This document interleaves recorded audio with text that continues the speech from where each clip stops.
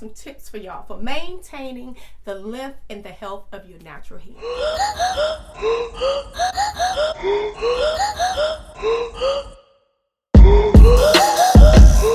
Hi guys, and welcome back to my channel. Traylene Janita here. If you are in love with natural hair, beauty, fashion, and lifestyle, then this is the place. Go ahead and hit that subscribe button down there so you'll be notified every time I upload a video. All right guys, I am back with a quick little sit down video. We're going to be talking about natural hair and maintaining the length of your hair, or just maintaining healthy hair. So let's get into it. I get tons of questions over on my Instagram, and y'all flood my DMs, and I even get stopped on the street about a lot of stuff regarding natural hair. I'm just gonna go through some suggestions and tips that you can do to maintain the length and to grow out your natural hair.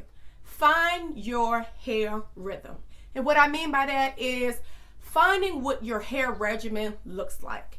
In order for your hair to thrive, there has to be some level of consistency with your hair routine. So finding a hair routine and a hair regimen that works for you, because hair routine is not a one size fit all thing. You have to know your hair. You have to know what works for you. So finding that routine, finding what products work in your hair, finding how your hair reacts to certain products. Once you determine what that rhythm is and what your regimen is, and maintaining the consistency with your regimen, your hair will thrive. Getting your routine, your hair routine together is so vital to the success of your hair. And if you are struggling with trying to create a routine and you don't know where to start, no worries. I got you, sis. I got your back, okay? Go ahead and download the TD Hair Guide to get you on your way to a natural routine. I'll be sure to link that down below so you can download your free TD Hair Guide to get you on your way to a routine that you can live with. I know y'all gonna hate this. I hate this too. Don't skip your wash day. Don't do that. Don't do that. Wash your hair, sis. Your hair is dirty and you need to wash it. In order for your hair to thrive and grow, it needs to be clean. And when your hair is clean, you have a clean scalp. So we're talking about not skipping your wash day and maintaining a clean and healthy scalp. I know the dreaded wash day, it takes all day and all of that good stuff. I get it. But this goes back to having your hair rhythm. Once you know your hair rhythm and you have a routine, wash day is not as bad. So don't skip out on wash day, okay? Don't do it. Another thing, wash day adds moisture in your hair. And you know our hair needs moisture to thrive. So while you out here skipping wash day, boo, your hair is dry.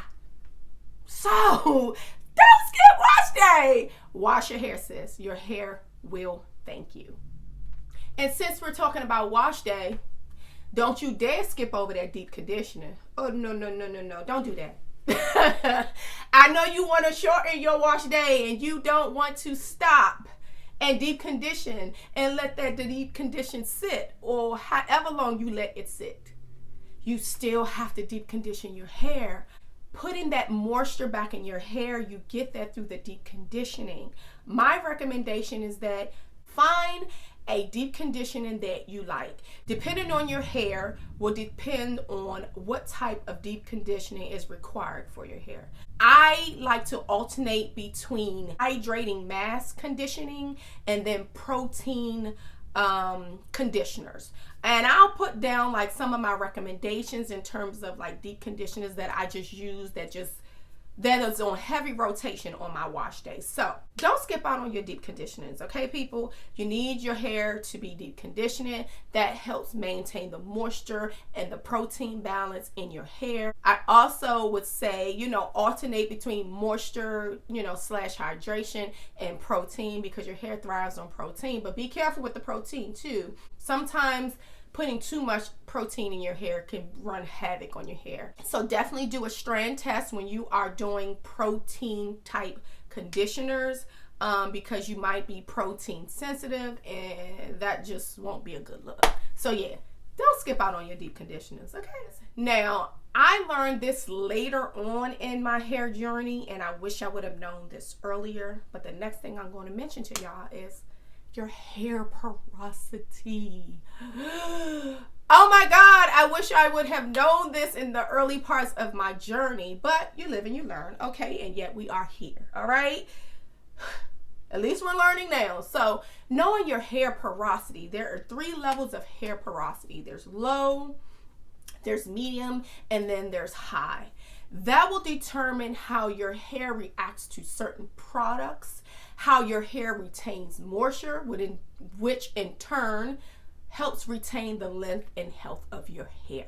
So knowing your porosity is so important. You can do a porosity test. I'll try to put up a picture in here that'll show you how you can do your porosity test and explain the different levels of porosity. But to me, in maintaining your hair, it's so vital to know your porosity. Gone are the days of where we're hair typing, okay? I find that knowing your porosity is even more important than, you know, subscribing to the whole hair typing thing.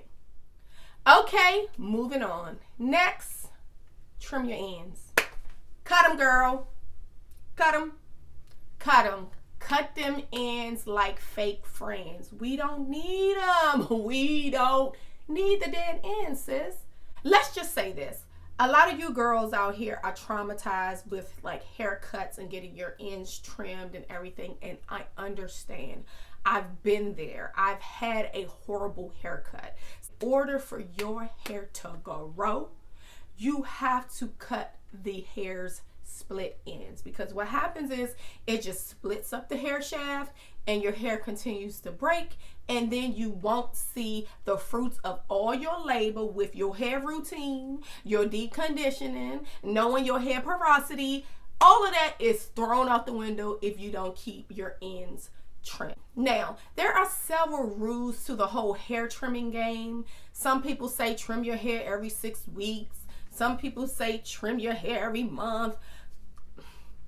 Again, this is not a one size fit all either. Pay attention to your hair, right? If your hair requires every 6 months, if you're transitioning from, you know, relaxed hair to natural hair, you might have to trim your hair more often. You might have to trim off that relaxed or processed hair. So you might have to trim more often. But if not, if you're just maintaining the health of your hair and your hair is already in a healthy state, you might not need to have your hair cut or trimmed every 6 weeks. I get a professional cut, trim by a stylist once a year. Once a year.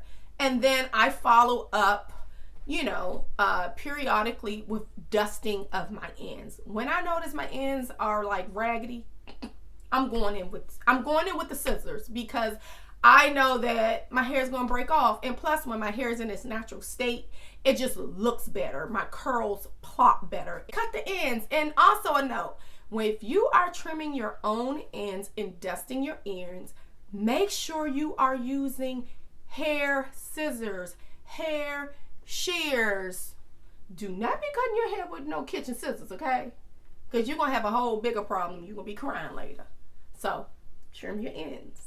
All right, guys, I know that you see all of the millions of natural styles, of the curls are just popping over here, popping over there, styles here and there, and they are gorgeous, and we love our natural curls and the different hairstyles that we like to create. But there's one thing you should be doing, is giving your hair a break from styling. Put the hair up, sis. Put it in a protective style, okay? But every protective style is not treated equal, okay? Make sure you have a good protective style. Those protective styles could be, you know, it could be like a crochet braid style. It could be a low bun. It could be also, you know, a wig. You can braid up your natural hair and start wearing wigs. Whatever your protective style looks like, make sure you incorporate protective styles. Make sure when you're doing a protective style, you are indeed protecting and tucking your ends. You want to preserve your ends with your protective style. So yeah, get into these protective style. Find Find one that fits your lifestyle and get into it. And last but not least, in order to maintain the healthiness and the length of your hair, you just have to be patient. Pack your patience with this stuff, okay? Pack your patience. You have to be patient with yourself. Allow yourself some grace, because sometimes your hair will just have a mind of its own. I'm going to tell you, it's been many a days where I've had bad hair experiences, and I just had to be patient with my hair, do what my hair calls for, and listen to my hair. Just making sure I follow my routine, making sure I wash my hair, making sure I keep my ends trimmed. That's it. It sounds simple, but whatever. Once you in it, you're going to see it. It sounds simple, okay? But I ain't going to hold you. Be patient, all right? So you got to put on your patience pants for this whole maintaining the hair, the natural hair journey, everything that's wrapped up in this big old bow. So if anything, I would suggest you to do more of is to be patient. All right, guys, that is it for now, for giving you a little bit of about maintaining your healthy hair, maintaining your natural hair. I hope you enjoy this. Be sure you hit that like button down there and make sure you subscribe and come back and be a part of the game. All right, guys, that is it for now. Until next time, ciao.